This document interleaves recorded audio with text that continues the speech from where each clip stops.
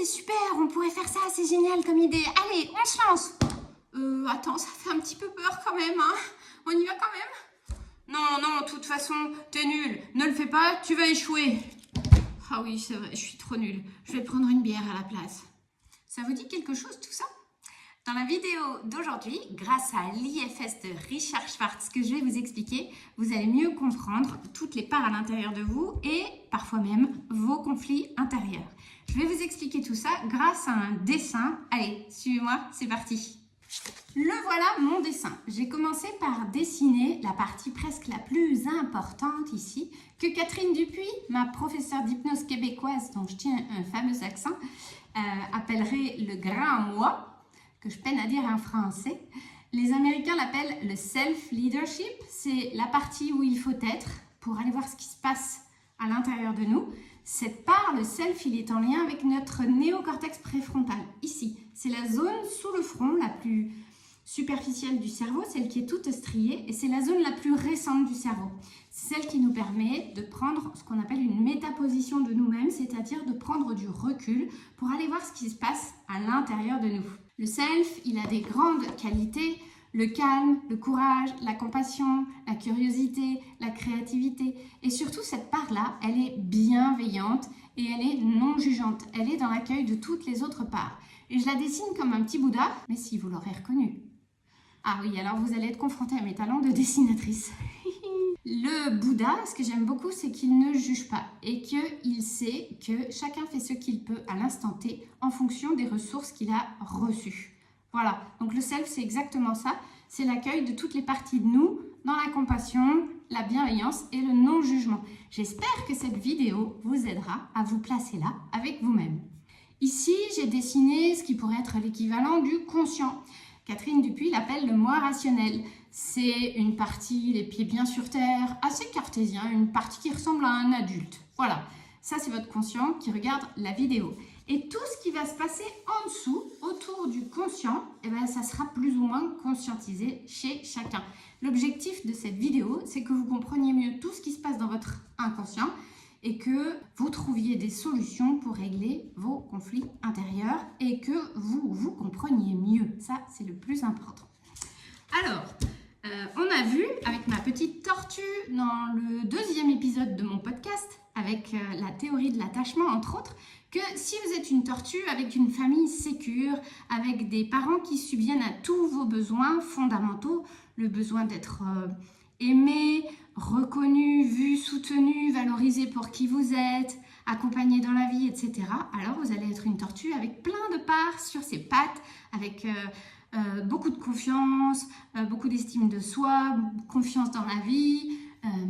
Vous allez avoir de l'amour pour vous, vous allez être en lien avec votre cœur. Si en revanche, vous avez eu un système familial ou bien scolaire ou bien professionnel insécure, vous avez certainement vécu des blessures, que ce soit des blessures d'abandon, de rejet, d'humiliation, des agressions.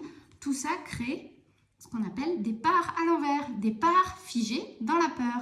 La tortue, là, elle sait plus ce qu'elle vaut, elle a peur d'être nulle, de ne pas être à la hauteur, etc. Bon, mais il faut bien en faire quelque chose de ces tortues à l'envers.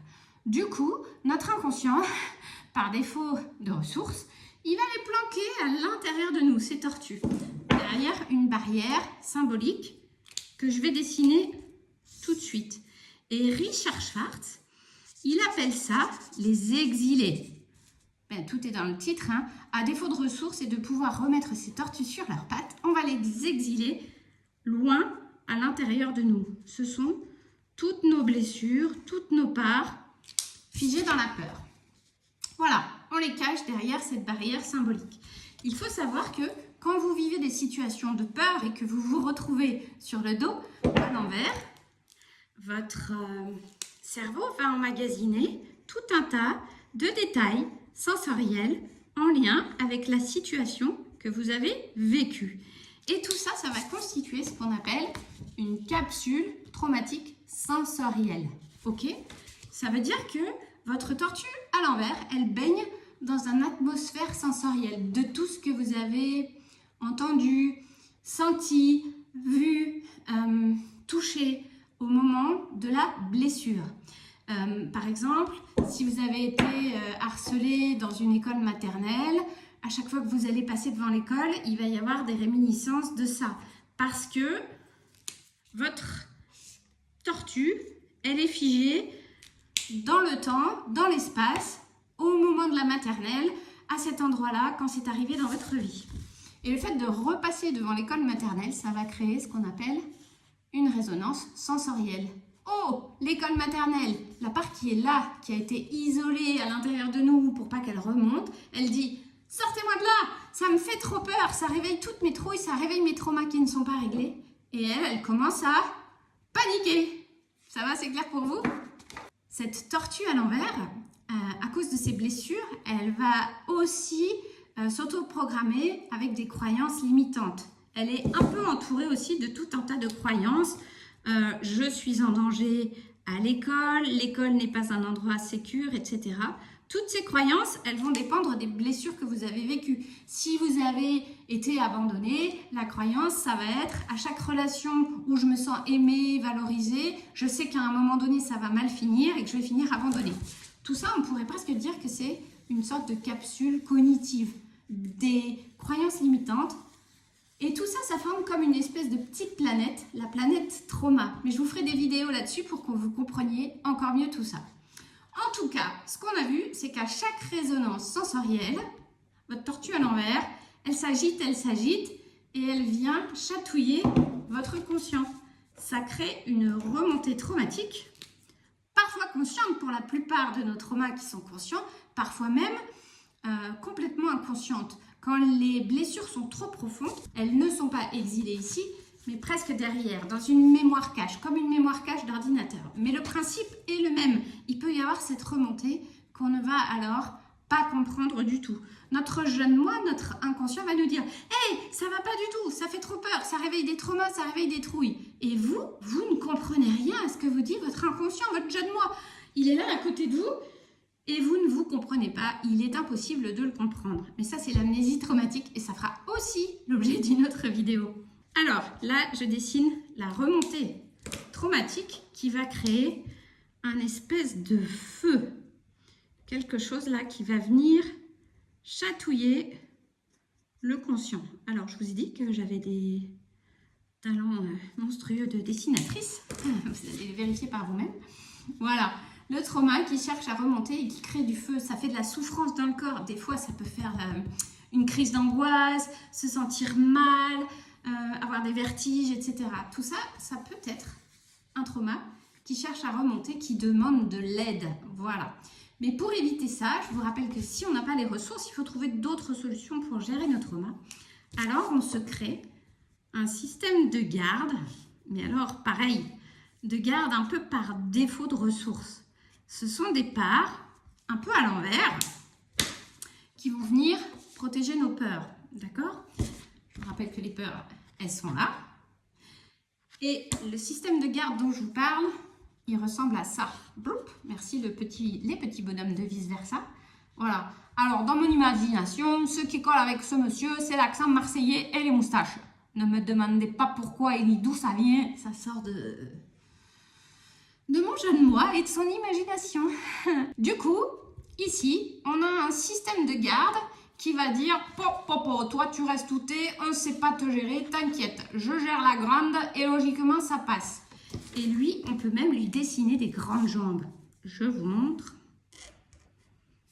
Avec ses grandes jambes et ses gros pieds.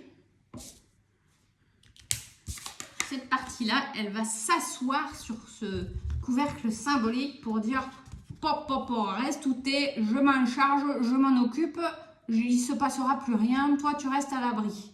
Oups. Bon alors des fois ça fonctionne, des fois ça fonctionne moyen.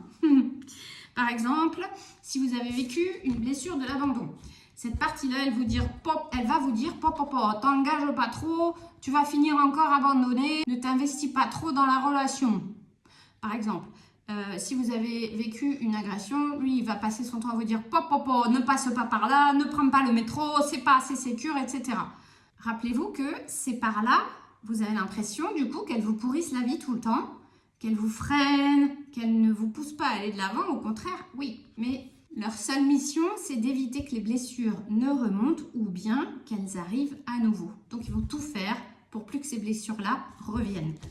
D'ailleurs, je vais les dessiner mieux que ça. Voilà ce que ça donne. Et là, il se déchaîne. Le mien, il dit « Papa, tu n'as pas honte de faire une vidéo avec des dessins pareils ?»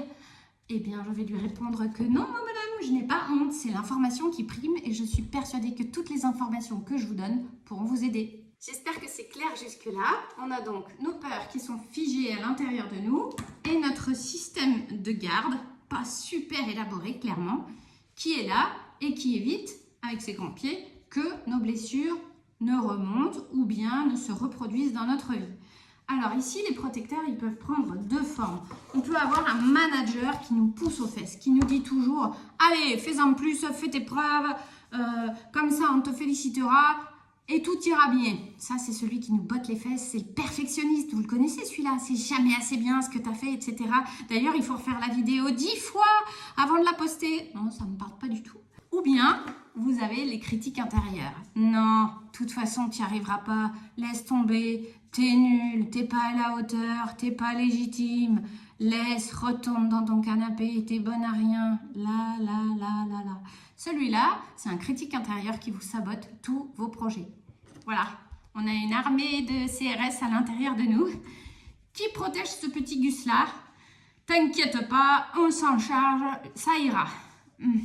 Sauf que, ils nous mettent tellement la pression, parfois, nos protecteurs, qu'ils nous font une espèce de bosse à la tête, là. Oh, ça pique, il y en a marre de toute cette pression. Et puis, je vous rappelle que ça n'empêche pas toujours que nos exilés remontent, nos trouilles nous chatouillent, et que ça mette le feu. Mais si, la petite fleur rouge, là, c'est le feu, vous voyez bien. Donc, parfois, on a tellement de pression et on est tellement pris en sandwich entre nos peurs qui remontent et nos CRS là qui nous mènent la vie dure pour que ça passe, que parfois, alerte, elle n'en peut plus, elle va péter les plombs. Vite, donnez-lui une bière, donnez-lui du chocolat. Non, je ne mange jamais de chocolat. Donnez-lui de la drogue, donnez-lui une substance qui va la calmer, qui va faire sécréter des endorphines, parfois même de l'ocytocine. Ça peut être le sexe addict aussi, ou le sport à outrance. Tout ça, quand c'est dans un mode addictif, ça devient ce qu'on appelle un pompier en IFS. Voilà, le pompier, il est là. Et c'est comme s'il venait éteindre le feu dans le corps grâce aux hormones qu'il va nous faire sécréter. Et c'est comme s'il offrait au mental une soupape pour échapper au super CRS moustachu à l'accent marseillais, qui se demande encore pourquoi il a l'accent marseillais, mais qui n'aura pas la réponse aujourd'hui. Voilà, ça donne à peu près ça. Avec sa lance d'incendie, le pompier vient éteindre le feu. C'est vraiment une soupape pour calmer la pression du mental, de faire toujours plus, toujours mieux, d'être à la hauteur, que des fois on n'en peut plus. Il y a quand même un petit problème à tout ça, c'est que les CRS là, les moustachus à l'accent marseillais, ils n'aiment pas les pompiers. Quoi, tu as encore pris du chocolat, mais comment tu vas maigrir? Et la cuite que tu as pris à l'alcool, ça va la bière? Oui, mais c'est ça, où je pétais les plombs.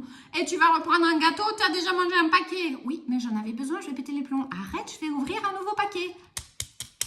Parfois, vous vous retrouvez avec un protecteur d'un côté et un pompier de l'autre. Et ça peut devenir très compliqué. J'en parlerai plus donc dans la vidéo et dans le podcast suivant. Mais attention aux pensées magiques où on pense qu'on va pouvoir se débarrasser d'un pompier comme ça en claquant des doigts. Imaginez si vous enlevez la soupape d'une cocotte minute, ce que ça peut faire. Bon, ça j'en parle dans le prochain épisode. Voilà, c'est mon dessin du système familial interne de Richard Schwartz. J'espère que ça vous aide à mieux vous comprendre et à prendre le temps de sortir le nez du guidon, de regarder votre GPS et de vous dire j'en suis où là? Qu'est-ce qui se passe dans ma tête? Mais surtout, qu'est-ce qui se passe dans mon corps? Et pourquoi? Où est l'origine de tout ça? Parfois, quand c'est costaud en bas, c'est bien de demander de l'aide. Et les thérapeutes sont là pour ça. Voilà, c'était Anne-Cécile. Je vous ai présenté l'IFS. J'espère que ça vous a aidé. Si c'est le cas, pensez à liker la vidéo, à me mettre un petit commentaire retour. C'est toujours super sympa. Vous pouvez également partager la vidéo, merci d'avance, à qui ça pourra aider à mieux se comprendre.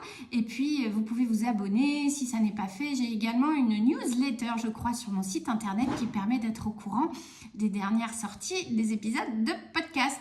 Merci pour tout, merci pour m'avoir suivi jusqu'au bout de cette longue vidéo, néanmoins d'utilité publique, ça j'en suis sûre.